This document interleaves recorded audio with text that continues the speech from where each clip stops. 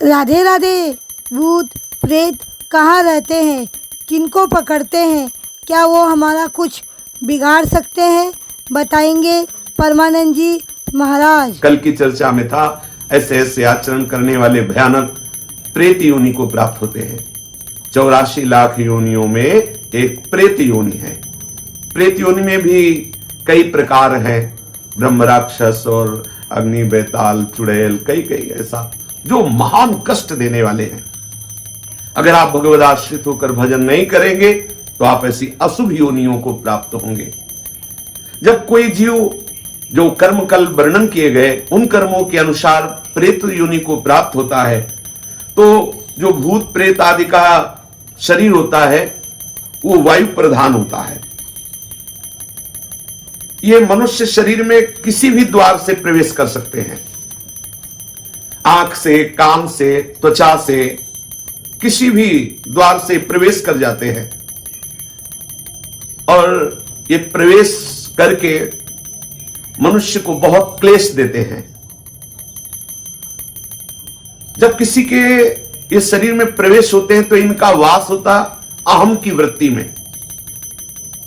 मैं इसमें तो जीवात्मा वास करता, तदात्म भाव जीवात्मा करता है उस अहंकार में, मैं में।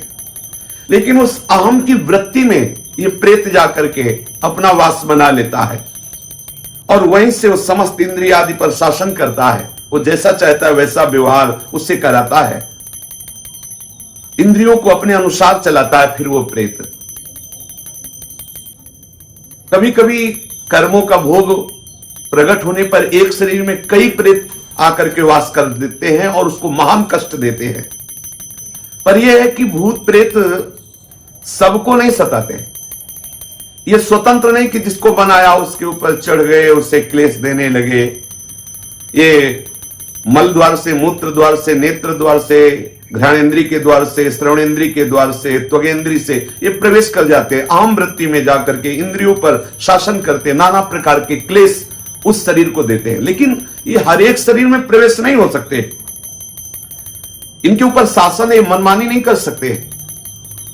भगवान भूतेश्वर के शासन में संपूर्ण सृष्टि के भूत रहते हैं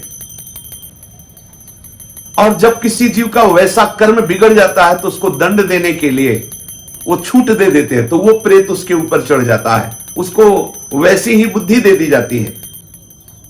बुरी दशा आने के पहले बुद्धि बदली जाती है। वो जाएगा पीपल के नीचे पेशाब कर देगा, श्मशान में ऐसे समय में जाएगा, संध्या काल, मध्याह्न काल, मध्य रात्रि, या संयोगवशात कर्म के अधीन होकर के वो प्रेत उसके सामने आएगा, वो उसे बोल देगा, कोई ऐसी घटना घटेगी, वो अपवित्र होगा, वो उसके शरीर में चढ़कर उसे क्लेश प्रदान करेगा। पर एक पक्का समझ लीजिए, कोई भी प्रेत स्वतंत्र नहीं है कि जब वो जिसको चाहे सता दे, ऐसा नहीं है। आपका जब कर्म बिगड़ेगा, आप अपवित्र होंगे और ऊपर से भूतेश्वर का इशारा होगा, तब वो भूत आकर के आपको दंड देगा। ऐसे स्वतंत्र योनि नहीं तो फिर क्या है, जब जिसको चाहे वो परेशान करे, किसी के शरीर में जाकर के खूब खाए पिए और तो बड़े आनंद का विषय, फिर उसको दंड का। भूत योनि में जो जीव जाता है जलता रहता है। यद्यपि इतने समुद्र नदी आदि हैं, वो जल नहीं पी सकता, कितने वृक्षों में फल नहीं खा सकता, कितना भोजन दुकानों में है वो एक चख नहीं सकता, खा नहीं सकता, वो भूखा प्यासा चिल्लाता रहता है। जब कोई ऐसा पापात्मा, मलिन, अपवित्र शरीरधारी और ईश्वर का इशारा होता है, उसके कर्म बिगड़े हुए जो सामने शरीरधारी आया, तो इशारे पर फिर उसके शरीर में पहुंचता है, फिर उसको जो जल आदि मिलता है उससे वो तृप्त होता है। मनुष्य का कोई बुरा कर्म का जो भोग आता है तभी इनका संयोग होता है। भूत प्रेत उसमें तभी प्रविष्ट हो सकते हैं, ऐसा नहीं है कि वो मनमानी किसी को भी वो सतावे, किसी को भी वो दंड दे। कर्मों का भोग जब तक बना रहता है तब तक उनके शरीर में रहते हैं। जहां कर्म भोग समाप्त हुआ, कोई ना कोई निमित्त बनेगा, उसको भागना पड़ेगा। ऐसा नहीं कि किसी शरीर में वो बहुत काल तक बराबर रह सके। यदि रह रहा है तो कोई ना कोई कर्म भोग उसका है जो उसको निपटा रहा है। भूत प्रेत कभी कभी संत महात्माओं के सामने भी देखे गए हैं। ये भूत प्रेतों का कर्म समाप्त होने का समय आता है, उनकी योनि समाप्त होने का समय आता है, तब वो संतों के समीप जाते हैं। जो भजनानंदी भगवत प्राप्त महात्मा या भगवत प्राप्ति की प्रबल लालसा वाले संत जन है, इनके दर्शन से, इनके संभाषण से, उनके सानिध्य में आने से उसके सारे कर्म जो प्रेत योनि बनाने के हेतु हुए थे वो सब नष्ट हो जाते हैं और वो मुक्त हो जाता है प्रेत योनि से। इसीलिए संतों के सामने जाते हैं। ऐसी अशुभ योनियां तुम्हें कभी सताए ना, इसके लिए बहुत सुंदर उपाय है।